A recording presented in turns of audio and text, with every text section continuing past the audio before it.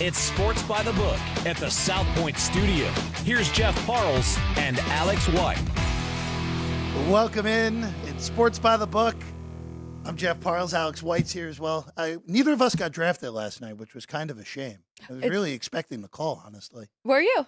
I don't know what, for what. What round or what number did you think you were going? It would have made sense to go 30, right? I mean, just be the last one to sneak in. Baylor Shireman, of course, who we saw at Creighton, gets that nod at number 30. Bronny James still on the board. Correct. Betting that we didn't have a lot of thoughts on the NBA draft. I'll save my thoughts for punchlines at noon today, Alex, because I have some thoughts and they have nothing to do with betting. So I'll save that for Frank's show later. That's a tease. That's a good tease. That's punchlines. See, I took your job today, McCormick. Good job by me on that. Swoosh it. Let's go. Swoosh it, Sean. Here on the starting five here today. Number one, boy, the Yankees are struggling right now. They get swept and really just non-competitive in the two games, other than the eighth inning of game one against the Mets. Swept, blown out last night. They send Rodon to the mound tonight north of the border against the Blue Jays, who, for lack of a better word, they've been apathetic so far this year. In last place in the American League East, Jose Barrios goes. The Bronx Bombers on the road right now, $1.30 favorite, total 8.5. Barrios has been bad against the Yankees. He's gotten lit up. Lost all four of those starts. ERA north of 7 in those 4 starts. It's really tough, and we'll get into this more. You want to buy low on him because really his numbers, just a couple bad starts. So there will be an opportunity. I just don't know if it's here against the Yankees. As you mentioned, not good against them. Number 2, Texas Rangers trying to turn it around after getting swept by the Brewers. John Gray on the mound against Corbin Burns and the O's. Burns in Baltimore, minus 210 here at home. Total 7.5. Juice to the over, minus 115. Yeah, Corbin Burns, as we talked about a little bit yesterday, I think should be the Cy Young of the American League right now. I know Scooble's the betting favorite, but Burns has been the bona fide ace Baltimore's needed and has been looked for in the offseason. Number 3, we go to the pitch. Copa America tonight. Team USA after a win against Bolivia in the first matchup of that. By the way, Mexico upset by Venezuela in Los Angeles last night. How about that? And a pretty significant upset. If the Team USA wins, they clinch advancement. This game tonight in Atlanta at Mercedes-Benz Stadium. USA a big favorite, minus 250 on those three-way lines. They're laying a goal and a half behind us. Total at 2.5. Juice to the over at minus 125. Number 4, I'm excited. Caitlin Clark back in action, and there's actually 4 WNBA games tonight. The Indiana Fever in Seattle, Storm, 8.5-point favorite at home. Total has moved up from 166.5 to 169. The Fever are 8-2 to the over on the road. If you are watching Punchlines as well as our Sports by the Book, I did give that over out yesterday at 167. So hopefully you jumped on that and at least have the right side and the better number here. Fever playing better. Fever playing much better basketball of late. Actually, a few days off for basically everyone in the league, but New York and Minnesota because of the Commissioner Cup. A welcome few days off before, of course, the Olympic break takes shape in the next month. And then number 5, there are no Euro games today, but we know the bracket, and boy, one side of the bracket is absolutely outrageous with 5 of the 7 tournament favorites all getting grouped into that side. Germany, Spain, France, Portugal, Belgium all land on one side of the bracket. So that makes England, who was your betting favorite before the tournament, is still your betting favorite with a plus 350 on the English side. That all gets rolling on Saturday. We will also have a special Euro group stage, knockout stage podcast. Myself, Tom Viola, will be recording it after the show. But so be on the lookout on the Sports by the Book podcast page, wherever you get your podcast. So that will be out there later this afternoon. And that's your starting 5 here on a Thursday. Full hour for us today because Gone Racing will be tomorrow at 9:30. So be on the lookout for that. Gone Racing will be at 10. We'll be done at 9:30 tomorrow, I should say. All right, let's go to baseball real quick, Alex. And start there. Let's start with Minnesota and Arizona right out of the chute here. We're going to try to get as many games as we can here at the top of the show. This is the first game of the day, but naturally it's the next to last one in your rotation numbers because it's an interleague game. 965, 966. Festa against Montgomery. I know Jordan Montgomery has not been the same guy this year, Alex. Again, all those Boris clients who signed late, really more for Scott Boris's narcissism, more for lack of a better explanation, more so than anything. Montgomery has struggled for the most part this year. The market is betting Minnesota from minus 120 on Arizona and the opening number to minus 105, both sides behind us. Total's also been bet under from 9 to 8.5. But I do like Montgomery in this spot. This does feel like a reasonable spot against, again, a guy on Minnesota. This is someone who we don't have a lot of sample on in Festa. So I'll go with the veteran. I know Minnesota hits left-handed pitching well, but I do like the Diamondbacks here in a coin flip situation. Nothing for me in this one. So Festa is one of their prospect pitchers coming up here. So I'm curious to see what he does. But, I mean, you mentioned it. It has been a tough season for Jordan Montgomery. So I'm going to stay off of it this game. If anything, I would look to the over with these two pitchers both starting. Minus 105. So you're going against the market on that then? Because that went from 9 to 8.5. Yep. So going against the market on the over again. Big difference betting 8.5 over as opposed to 9 over there for Alex White as a potential lean. We'll call it a lean. Let's go with a lean. There. I wouldn't even say it a lean. Not even a half lean. How do half leans do against full leans? Probably the half leans do better than the full leans, right? But I would Diamondbacks would be a strong look for me in that one. That might be a tight squeeze that depicts a 12:36 on punchlines there, Ryan. The Braves and the White Sox, minus 310 on the Braves, as high as minus 340 in the market. This is a rain-out makeup game on the south side. Chad Kuhl goes for Chicago. Braves will throw Chris Sale. The White Sox, again, we know, not good at this baseball thing, Alex. No. Actually, last night, competitive at least for a part of the game, but their offense didn't put up anything. White Sox, by the way, scored 3 runs in 3 games against the Dodgers, so Dodgers pitching really shuts them down. But not much to say on this one. The only question mark is, do you just look for an opportunity potentially on a cheaper Atlanta price? Do you look for some sort of in-game over on Atlanta's team total? Or do you just try to say, hey, I'm going to just take the White Sox team total under from the get-go here? Because we know Chris Sale has had a pretty good start to the season. It's not a bad angle at all going with that team total under for the White Sox, who are 13-28 at home, one of the worst home teams so far this year. But the Braves, really, I mean, I'm not jumping to lay this price with Atlanta. The last 30 days, the Braves on the road, their bats have been at the bottom 5 in the league. So really, there's a lot better games on the board from these first 2 to try and force something. But I do like that angle of White Sox total runs under. That would be the way to look at it. What does it say on the sheet there for the Sox? Probably all the way in the bottom right. 2.5. 2.5. Yeah. See, that's dangerous. That's a very 2.5 in a game that's total 8. A little bit hard. Very hard. As you mentioned, though, they were shut out in 2 of the 3 against the Dodgers. They were outscored 11-3 in 3 games. Yeah. Ohtani he was responsible for more runs than the White Sox scored in that whole series there on the south side. Speaking of the Chicago, the Northsiders are in San Francisco. Boy, the Cubs have just completely fallen apart here, whether it's that their pitching's fallen apart or their offense, which has been really bad since April. The Cubs are down to 7 games under 500. They're in last place in the National League Central now, Alex. And they'll throw Shota Imanaga today. Of course, Imanaga's coming off getting destroyed by the Mets his last time out. Imanaga, again, faces a team for the first time, though. That matchup against the Mets was the first time, and we should be looking at this for Imanaga starts moving forward. That was the first time Imanaga faced a team twice, and the Mets really took it to him in that game. Jordan Hicks, who is, again, pitched, I would say, a little better than expected for San Francisco this year, would go for the Giants.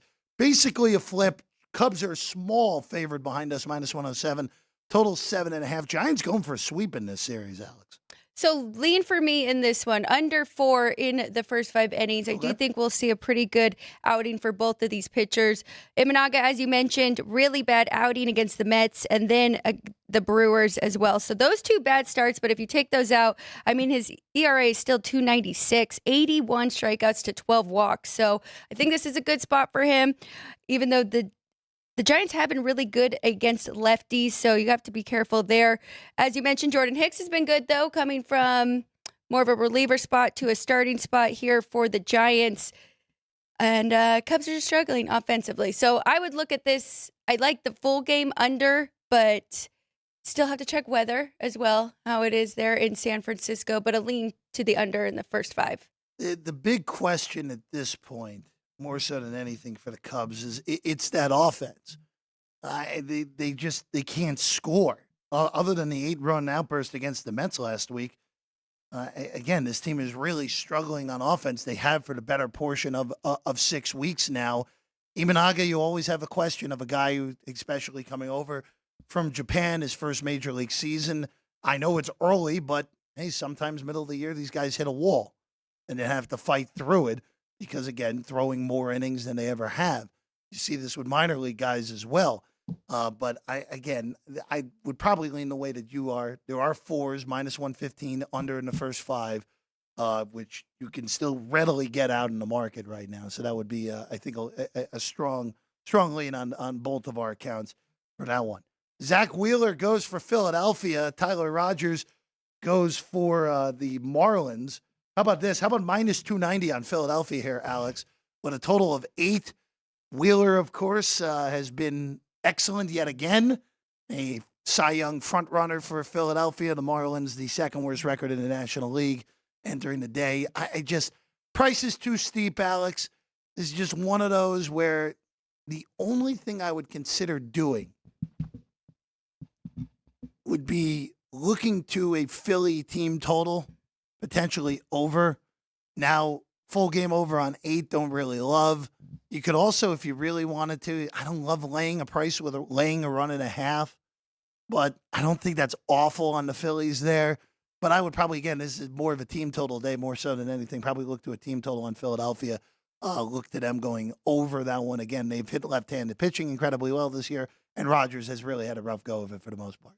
Phillies run total 4.5, juice to the over minus 135. There are some 7.5s out there. It might be, if you want to look at the full game, might be a better number there than 8. But it's really tough. The Wheelers dominated at home. Last 4 starts, 1.91 ERA and a 0.81 WHIP. Full season, 1.66 ERA and 0.82 WHIP just at home. So it's a tough spot for the Marlins, but you're right. That 290 price is way too high. I think it should be about 190, 180. So it makes me want to take a shot here with that big price on the Marlins, but not a lot that I can make a case for with this team that is 12-25 on the road this year and 5th right now in the East. You just say $1 off on the price. Wouldn't that automatically be just a small play on the Marlins at least then if it's $1 off, Alex?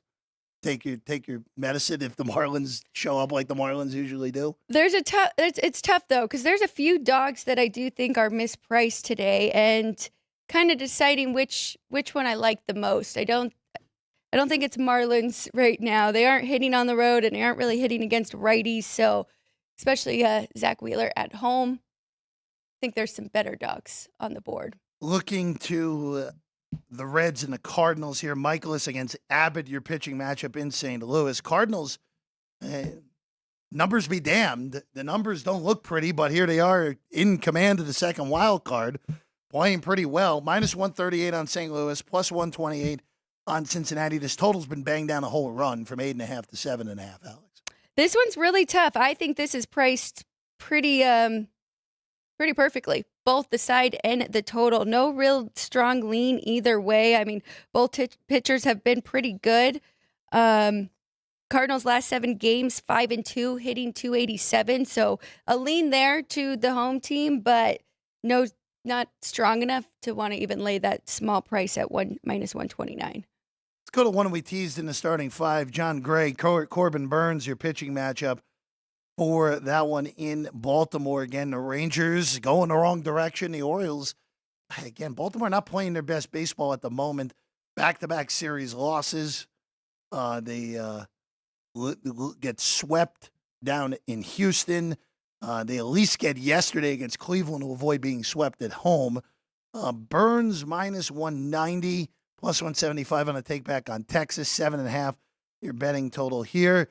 This is going to be a look for Corbin Burns strikeouts. Now, I know his strikeout numbers are down this year, but Texas is a team that does strike out a lot. I missed the 4.5 that was out there, which even though it was juiced up over 4.5, I feel a lot better at that than over 5.5.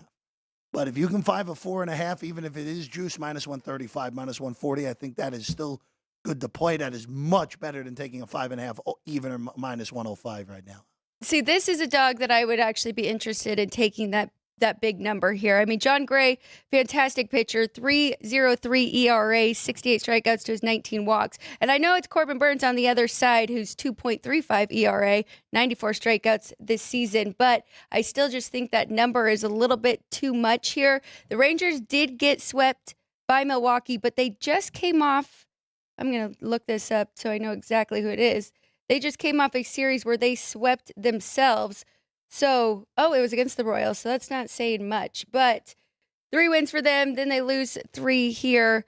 Like you said, Orioles avoid a sweep from the Guardians, who were really looking ahead to their matchup against the Royals.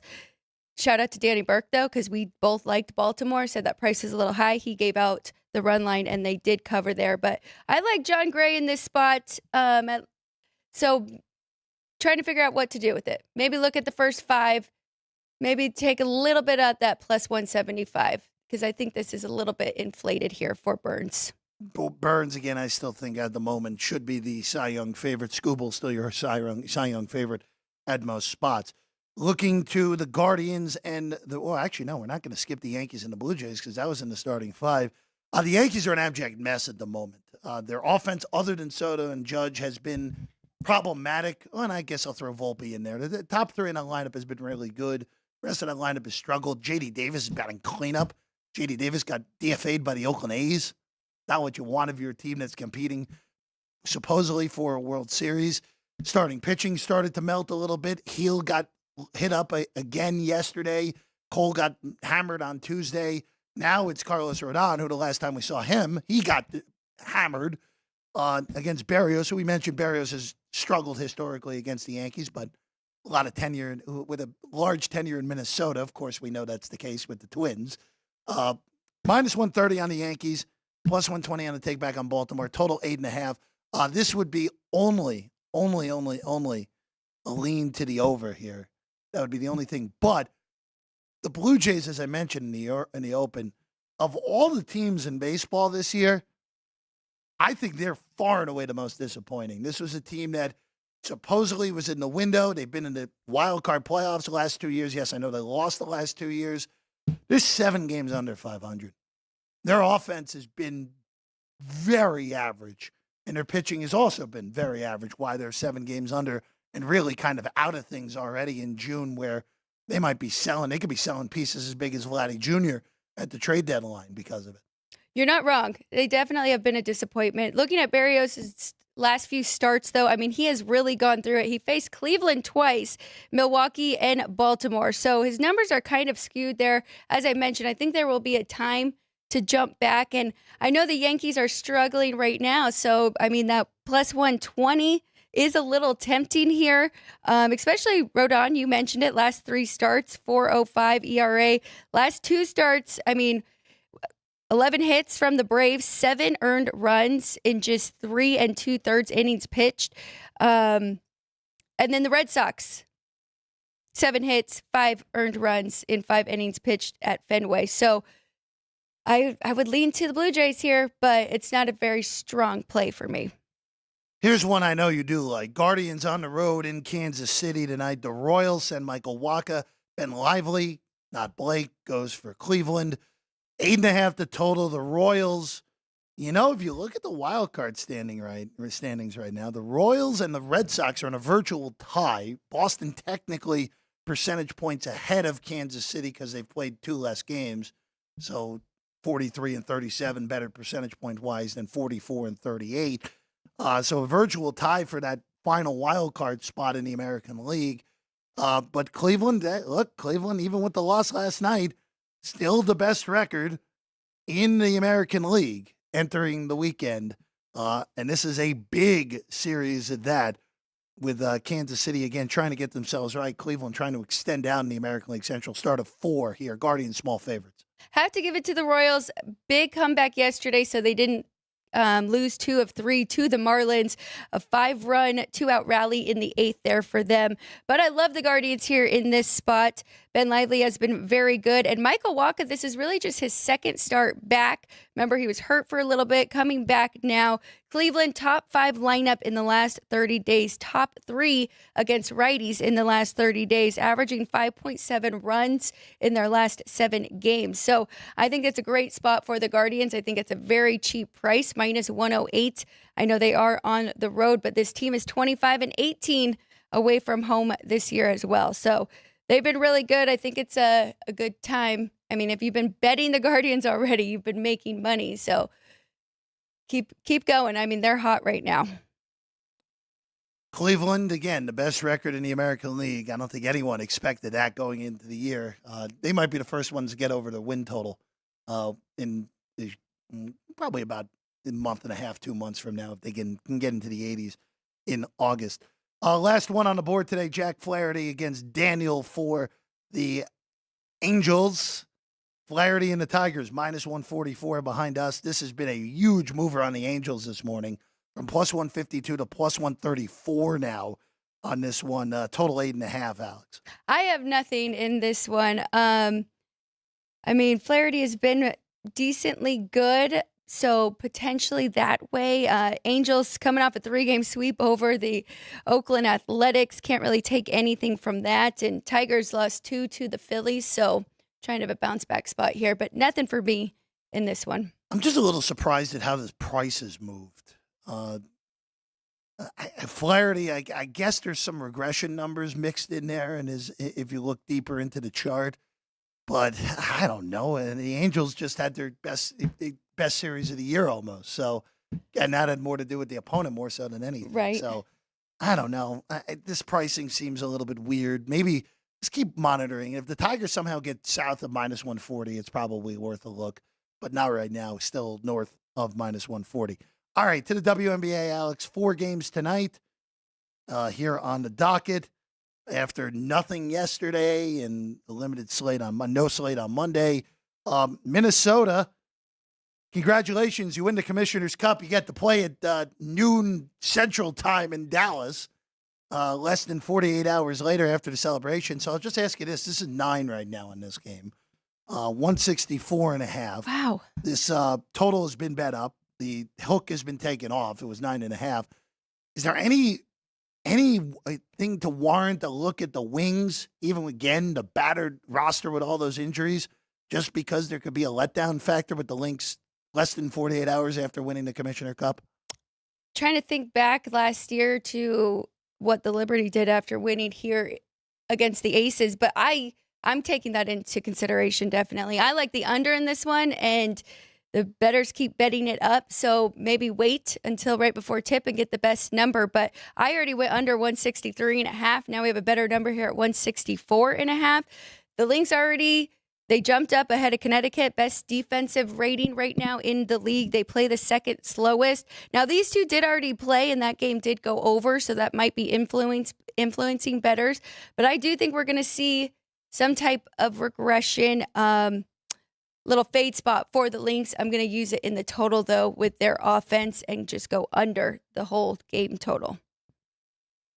Under the look. Again, these early afternoon games have produced some weird outings at the beginning. That's true. Maybe even too. look at the first half under as well, potentially, just because a little bit of a slow start with these early weekday games. Very, very peculiar, but camp day would be school day if we were in school, but it's more camp day more so than anything in Dallas. Connecticut, they're playing a team that isn't good. So they're 10.5-point favorites tonight against Washington, 152. Washington is playing a little bit better, of course, after that horrible start. but market is bet Connecticut here. There's even some 11s out there. Total, actually one of the few things that got bet down. Lowest total by a wide margin today, but no shocker at 152. This is tough. If anything, I'm going to be taking the Mystics with the points here. I think this is a little bit of a over-exaggeration. Now, the Sun, they're coming off back-to-back losses against the Aces and the Storm. So I think that is where bettors' heads are. They think this is going to be a huge bounce-back spot for them against a weaker opponent. So I haven't made any moves yet, but I made the Sun 7.5-point favorite on the road here against Washington. So if anything, I would look to take these points with the Mystics. Washington 6-1 against the spread in their last 7 games. So as you mentioned, have been more competitive. Hang around in this one. At least cover 10 points here at home. Vegas on the road in Chicago. Aces 10 at the Sky, 172. There are some 173s out there in the total. It was as high as 173.5, so it is coming back at least behind us a little bit. I think that makes sense. About 171 is where I had this game. We should have brought it up yesterday because this one and the next one, it was about 167. So opportunity to take the over yesterday. It is gone now if you do like that one. But, the Sky are 5-1 to the over in their last 6 games. They have been pretty competitive, but not great against the spread. 1-5 in their last 6 games. Vegas as well, though, hasn't been great covering that spread, but they are 2-0 straight up and ATS since Gray has been back. Absolutely nothing for me in this one. I think the 10 and that 172 is just fine. Then Caitlin Clark in action tonight in the Pacific Northwest. Seattle Storm, 9.5-point favorites against the Fever. 168 your total on this one, Alex. Not bad. It looks like we are getting two-way action with this one as well because, like I said, I had 167 yesterday going over, and I saw 169 earlier this morning. So coming back down a little bit, but I like the over. The Fever have been a fantastic over team this entire year. Storm plays second quickest after Las Vegas. Very good offensively. And let me give you this number: 1, 2, 3, 4, 5, 6, 7, 8, 9 overs for the Fever. There will be a time to go back the other way because we know with these trends, they tend to even out, especially with the bookmakers making adjustments. I still like this game going over that 168. 168 on the total again. The Fever playing a lot better. In Seattle again. Offensively. Even defensively, they're better than they were at the beginning of the season. They were an absolute wreck early on. Now at least they can get some stops, except for the end of that Sky game, which I'm still kind of stunned Chicago found a way to win that game. If you really look, though, they beat Atlanta, Chicago, Washington, and Atlanta. And Washington before that. These are teams they are supposed to beat. The beginning stretch was just that too many games and they played all the best teams: New York, Connecticut, Seattle, and Vegas, right up there. 5 of the first 6. I will say, just again, when you look at the WNBA playoffs, top 8 beating those teams in the same part of the standings as you may be important down the stretch. Yeah. And tiebreakers come into play later in the year. Really, at this point, we know what the bottom 3 is going to be. It's just a matter of, at this point, hey, who's going to get that? Who's going to be the 8th team between Atlanta, Chicago, and Indiana at this point? I have no faith in Atlanta anymore. They have really fallen off. Jordan Canada, that really the big key more so than anything. Her injury has really hurt them. And Ryan Howard, I need to check on her status as well. But yeah, I think they are the bottom right now from those 3 that you just mentioned. Right now, they are. They and the Sky are tied for 7th. The Fever a half game behind the 2 of them entering tonight. All right, we'll take a quick break. When we get back, we continue our NFL preview.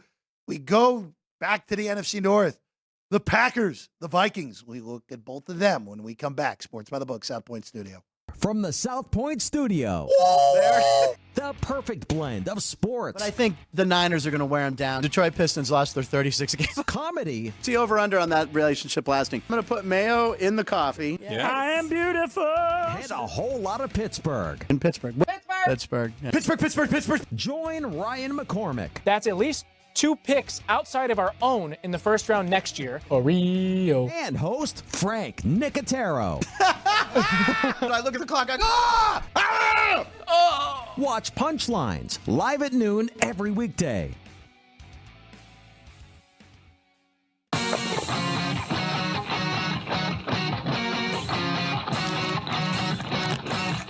Once you've satisfied your hunger, get ready for more of the hottest casino games in Vegas. Our 24-hour, 30-table non-smoking poker room proudly hosts all the most popular poker games with a variety of betting limits. Visit the poker room for a schedule of daily tournaments. Whether you're going to hold 'em or fold 'em, the best place for poker is at South Point Casino. You'll notice that our craps tables are usually the loudest in the casino. If you've never played, join one of our free craps lessons to find out what makes this game so exciting. Check with the craps dealer for schedules and give it a roll. Bingo is also an exciting way to spend your time. We offer 7 sessions of bingo every day. And each session includes a cash ball jackpot, 12 bingo games, a progressive double action game, and a $10,000 bonus coverall. Electronic units are available. If you haven't played bingo with us, give it a try today. Guests can also get in on the action at our one-of-a-kind race and sports books, 2 separate rooms designed to maximize your experience and comfort. Our sports book, with over 400 seats, puts you right in the middle of the action, 24 hours a day.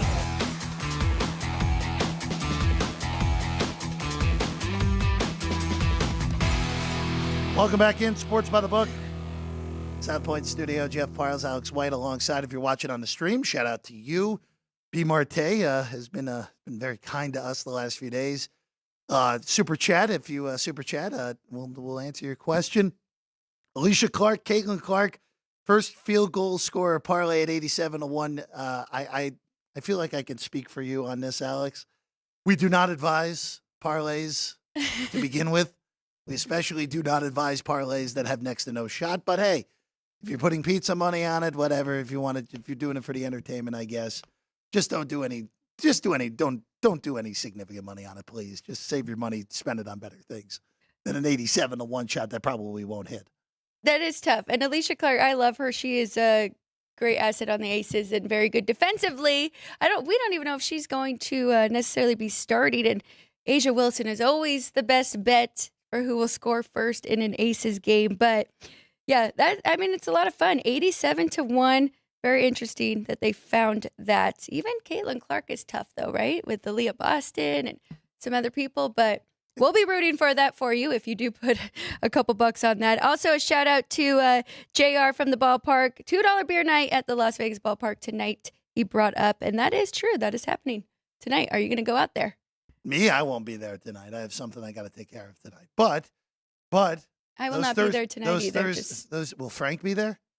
Frank will not be there tonight. Okay, well, Danny Martello by himself then. Ryan will be there. He is cutting. He'll be cutting the game, I believe. So people don't get to see Ryan. People won't get to see Ryan. But again, those Thursday nights are fun up at Las Vegas ballpark, and of course, as always, thank you as always for the super chat. All right, appreciate it very much. Football on Fireplace. Thank you. Sean Yoki did that. Was interesting moves. Our guy Sean always having a fun time. See, when we leave Caden to his own devices, he comes up with creative stuff. All right, we start today with the Packers of Green Bay. Read out of that. I see too many Chicago people in here. The Packers. When I was going through this last night, Alex. Wait. What? One Chicago person is too many? No. Well, when you include everyone, that's Chicago-related people. Because, of course, when Andy Martella's in here, Chicago background, Ann has plenty of family Andy is watching. In Chicago. Ryan also speaks probably for the majority of the market anyway. But regardless, Green Bay right out of the gate here. Off-season wise for the Packers, replace Aaron Jones with Josh Jacobs. You lose a few offensive linemen. Jonathan Owens signs with the Bears and replace him with Xavier McKinney, which is, to me, a pretty significant upgrade, even though Owens had a pretty good season a year ago with Green Bay. This whole season, Alex White, more so than what they added what left this offseason, this whole season comes down to one factor, And the betting market kind of is telling you that it comes down to one factor. And that's the guy on the right side of your screen right now. Jordan Love, who at the beginning of last year looked like a perennial mediocre starter, who by the end of the year turned into, hey, this guy might be pretty darn good and could very easily be a top 10 quarterback in this league. Jordan Love is in the top 8 of MVP odds. He's 12-1 at the Superbook. If Jordan Love is that top 8 caliber quarterback, guess what? The Packers are going to be really good again, Alex. And that really, I know it's maybe simplistic because we obviously have defensive factors to look at in a second. But this team goes as Jordan Love goes. It's as simple as that for Green Bay. I think that's pretty fair. 64% passing completion, 4,159 yards. That was 7th best ending last year. 32 touchdowns. That was the 2nd most. 11 INTs, 11th most. But, I mean, we've got Josh Allen, Patrick Mahomes, really good quarterbacks above him on those INTs as well. It's tough. I need more. I need to see more than just what we did at the end of last year. And I know they finished 6-2 in their last 8 regular season games, and that's where everybody kind of flipped the switch and said, okay, he's really good. They also, very impressive win over Dallas in the wild card game. 48-32 doesn't even explain how uncompetitive that game was. So I understand why people are very high on the Packers. I just think it's gotten a little bit too out of control. People have them winning the Super Bowl. So looking at Green Bay, just again, other additions as well. I don't know why I forgot to put Jordan Morgan, who they drafted in the first round. He's going to start right away on the offensive line. You look at offensively speaking for Green Bay, we talked about it last year. They were the youngest receiving corps in the NFL a year ago. They still are one of the 5 youngest receiving corps in the National Football League. Christian Watson, we've known, has dealt with injuries in both of his first 2 seasons. If you can get a full season out of Watson, that's a big boost. Romeo Doubs, Jaden Reed, who really had a big impact in his rookie season last year. Tight end wise, I think they're a little weak at tight end. They did Luke Musgrave again. Let's see how his health is after getting injured a year ago. Running back position, look, I didn't think Aaron Jones was that effective because of injury a year ago. They replaced him with Josh Jacobs, who a thundering runner more so than anything. And they bring back A.J. Dillon. They draft Marshawn Lloyd in the 3rd round as well. So I think that will be a 3-headed running back monster more so than anything.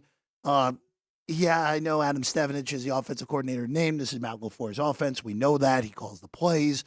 I really do think this offense has the potential to take a step even further than what we saw at the end of last year into a top 5 offense. If they become a top 5 offense, then this race in the NFC North is going to be absolutely outstanding between them and Detroit. And especially if the Bears take the leap that I think they will take forward, boy, we could have 3 double-digit win teams here. We could have a race where 11 wins might not be enough to win the NFC North this year. 12 might not even be enough if Green Bay's offense vaults. Realistically speaking, looking at the schedule, though, Alex, they get that opening night game in Brazil. We talked about that last week with Philadelphia. I think that's a break for Green Bay not having to play that game in Philly, pure neutral in Brazil. But this is the case with this whole division. You draw the AFC South, and you draw the you draw the NFC West, which other than San Francisco, and I still think the Rams are good. I think the Seahawks are going to be below average, and Arizona's still a building team. You draw the right divisions for the schedule to rack up wins, and that win total of 10, juice to the under. I think that number's spot on, personally. I think that's where it should be at 10, right exactly. Finished 9-8 last year, so anticipating a little bit of a jump there. I think it's about right. I would only look to the under here. Looking at some of the numbers, 10th in yards per game last year, 348. Not elite, but in the next category at good, 24% of their offensive drives resulted in touchdowns, right there with the Rams. I'll stay with the offense for now before we go to the defense. Oh, looking at the schedule, though, 14th toughest schedule looking at the win totals of teams that they're playing, and 4th toughest looking at opponents' 2023 win percentage. So, yes, some of it looks a little easy, but majority of it is a pretty tough schedule. As we talked about last week, we're more looking at. You said win total. Win total's 14. The win total's 14, so they're right in the middle. Yeah. Right in the middle. Again, it's very hard to go year to year, and I know a lot of people in the past before, and I'll give Warren Sharp some credit here as well. Hey, look at that. Look at that win total thing. Instead, it's a better measure of figuring out what a team's strength of schedule is, which I think is true. I think it's 100% true. Again, for Green Bay, really the key to the whole operation for them. You look at the way the schedule breaks down. That brutal stretch after the bye from week 11 through and I'll throw in week 15, even though I don't think much of Seattle. Still a difficult place to play. At the Bears, the Niners, that is actually, even though it says Sunday Night Football on our screen, that's actually Thanksgiving night against the Dolphins on week 13, flipping around and playing the Lions right after that. So that is a very difficult stretch. But hey, if you get out to a good start, get out 7-2, 6-3, you're in good shape heading into that. Defensively speaking, the biggest thing actually didn't even have to do with. Really quick to that point. Yeah, go ahead. Danny brought it up with another team yesterday, but that might be a way to play this. Wait and see how they do the first through 6 weeks, and because that is a pretty favorable schedule there. And then if they are, 5-1 or 4-2, and that win total goes up, it might be a good time to jump in on the under. Defensively, Jeff Hafley comes over from Boston College, leaves his head coaching job, now the defensive coordinator. Joe Barry is out. Now, they're watching Green Bay through the years under Joe Barry. He's not a good coordinator. Kind of surprised that he made it as long as he did. Now, the question mark here with Hafley, of course, again, was a defensive coordinator at Ohio State before taking that Boston College job, has been in the NFL in the past, was never more than assistant defensive coach, was with Tampa Bay, was with Cleveland, was with San Francisco before the Shanahan era. But really more so than anything, a lot of people expect a defensive improvement with Barry out. I'm going to take the wait and see approach a little bit, but Green Bay for a large chunk of last season was a below average defense. Just look at some of the game. They got torched by Tampa Bay. They lost to Tommy DeVito because of the Giants' offense on a Monday night earlier in the season last year. They had a lot of bad defensive issues a year ago. They rectified it by the end of the year. They had that big game against Chicago where they shut them down, held them without a touchdown week 18. They played pretty well defensively for the most part against the Niners in their divisional playoff loss. But, Alex, this really just will come back to, hey, how does this new defense look?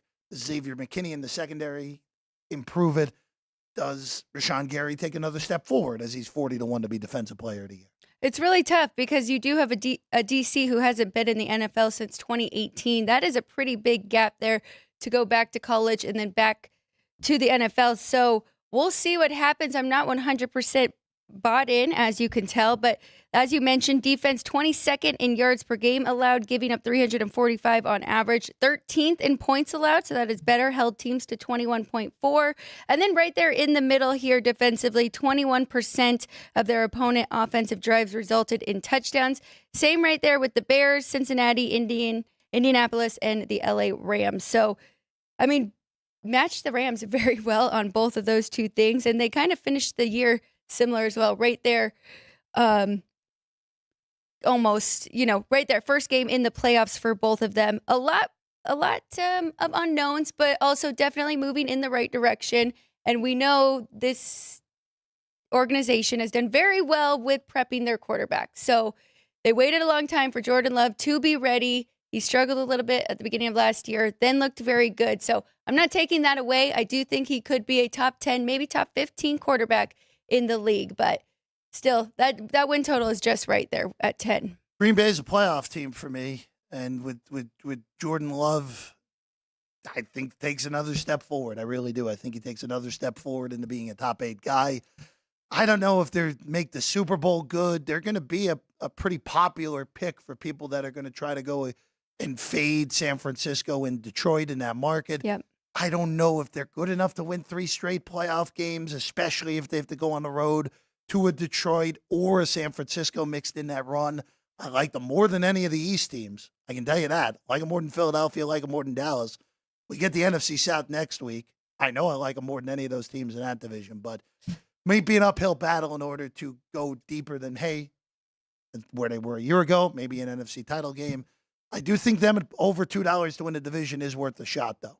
Because if you get any regression from Detroit, they seem to be the team that is the most equipped to win that division. I think that's worth a shot. Wouldn't bet the win total, though, over 10. I think that's spot on, as you said. I would say that's the only thing I'd look at right now. Would look to bet them to win the division title. You get anything north of plus 210, plus 220, I think you're in a good spot there. To make the playoffs, yes, minus 175. Yeah, that pricing's right. I'd rather have the division than make the playoffs. There are your odds behind us. Packers plus 210 to win the division. All right, let's go to the team at the bottom of that list, the Minnesota Vikings. They're 8-1 to win the NFC North, and they had a lot of player movement this offseason. I could only list about a quarter of what happened here. I even had to combine the quarterbacks at the top of the list. Of course, Kirk Cousins goes to Atlanta. The replacements, they draft J.J. McCarthy at number 10. They signed Sam Darnold to a short-term contract as well. They bring in Jonathan Grenard on the pass rush, same with Andrew Van Ginkel coming over from Miami. They both replaced Daniil Hunter, who went to Houston. Aaron Jones is in as well. Alexander Madison is out. KJ Osborne also left to go to New England. The Vikings did give Justin Jefferson a big contract, so that's not looming over their heads, which we all thought was going to be looming over their head for at least the training camp. Don't have to worry about that. That's all taken care of now. The Vikings as well this offseason, Alex. They also you drafted Dallas Turner. You also signed Shaq Griffin. There are a lot of Byron Murphy comes in as well. There are a lot of roster turnover for this Minnesota team, Alex, and that's always makes it a pretty tricky handicap coming into the year. It does, except for their role players, right? I mean, you just mentioned Justin Jefferson, but Jordan Addison, Brandon Pohl, TJ Hawkinson, one of the best tight ends, at least a top 5 tight end in the league. So they do have plenty of weapons here. I would say that of the division, that is the best receiving core that we have between the 4 teams. So, I mean, that can't be the only spot that they are the best at, though, for them to have a great year. The only other thing is I do think that they have 2 great quarterbacks here to choose from with Sam Darnold and J.J. McCarthy. I forgot to bring that up, but that is kind of a scary thing with Jordan Love. They have 2 rookie backups, one that was drafted 2023, one that was drafted 2024. So if anything happens to him, that's a tough spot. But do have 2 good options here, and this team was built very good last year. I mean, they won 3 games with 3 backup quarterbacks when Kirk Cousins went down. So I don't want to take them completely down out of this conversation. And I think that it's been a little dramatic here. Yes, to make the playoffs plus 280. I know it's a tough division and they have 3 good teams ahead of them. I still think that could be in play. If one of those 3 teams doesn't pan out. But they do have a tough schedule ahead of them as well. 5th toughest looking at the win totals. I think that's the first time the words great and Sam Darnold have been in the same sentence since USC, Alex. I said 2 great combo quarterbacks. It's a good pair, I'm saying, to have options. You know, I will say this for Darnold. Look, I think he should start at the beginning of this year. I don't think J.J. McCarthy's ready.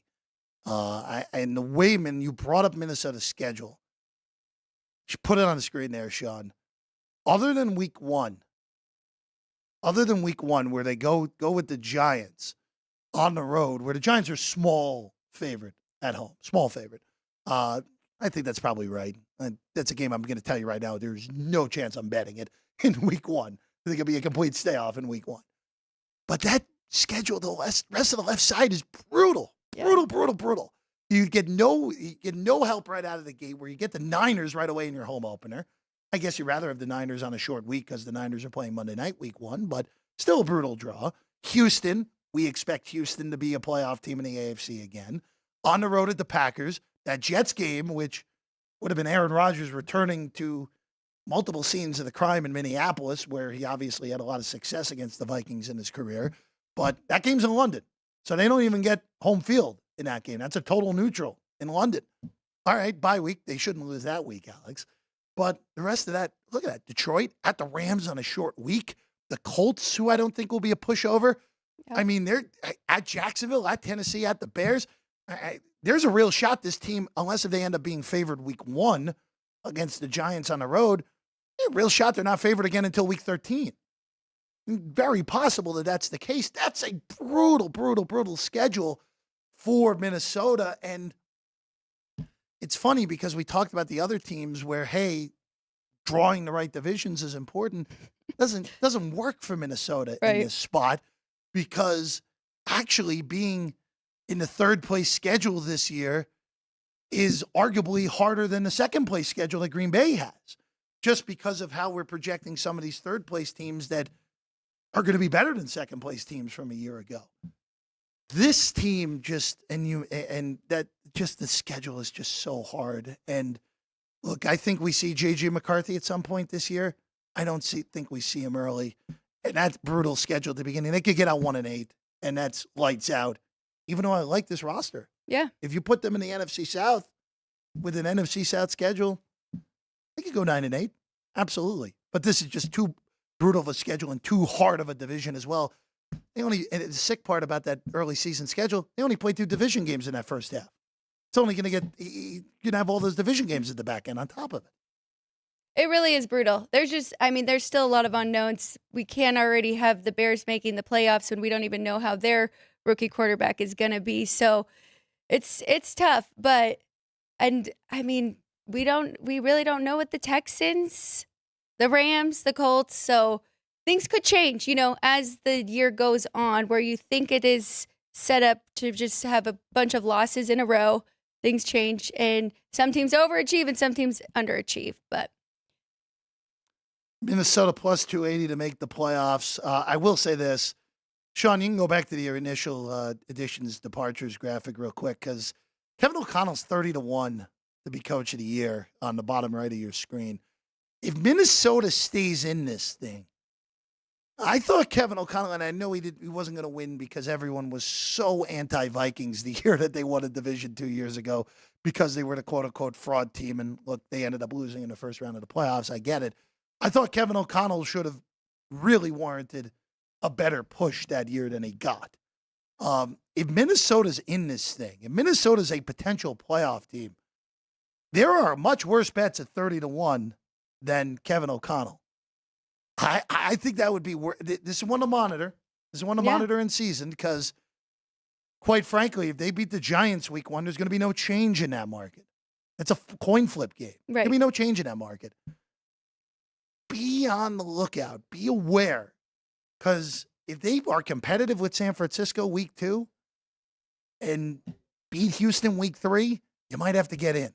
Yep. You might have to get in early, pre-buy on Kevin O'Connell and take a shot. Now, that could obviously blow up on you. They could be horrible post-buy. But if Minnesota's good, I think Kevin O'Connell's going to get a lot of the credit this go-around. So he's one of those guys. And remember, Alex, with these Coach of the Year awards, fair or not, more times than not, it's the coaches of teams that defy expectations. Even if you have a good team that goes, hey, even though like a win total of 11.5 and they win 15, right, it's very hard for that coach to win because, hey, the Kansas City Chiefs were supposed to be that good in the regular season. If Minnesota wins 9 games, pushes for the playoffs, could be a Brian Dable situation that 2 years ago Minnesota could and O'Connell could get there. And it is a good spot for him. Both coordinators coming back, opposed to Sirianni, who has 2 new coordinators, where they could get the credit for the Eagles looking a lot better. So I agree. I think that is definitely one that you should keep your eye out on. Alex, before we go here today, let's just recap everything you got for everyone out there on a betting Thursday here, the last Thursday of June. How about that? Monday's July. We're almost halfway home in 2024. Ooh. Craziness. It's gone that fast. And then 4th of July next week. That'll be fun. Okay, best bet today is Cleveland. Small price. I believe it is -108 now here at the South Point, facing the Kansas City Royals. Small play or small lean, Cubs, Giants under 4 in the first half. WNBA under 163 or 164, Minnesota Lynx and Dallas Wings. Find the best number there for the under. That's about it. I think I had one more lean. I'm looking at against the Sun. seeing if I get even a better number than 10.5 with the Washington Mystics, but that could be a potential spot to take a dog in the WNBA. Only thing I'm looking at still is Arizona Diamondbacks. Good price if you're getting around a coin flip. -105 behind us. That's really the big one, more so than anything. Those team totals are just going under 2.5 in a baseball team total is never fun, even though it's probably okay on the White Sox.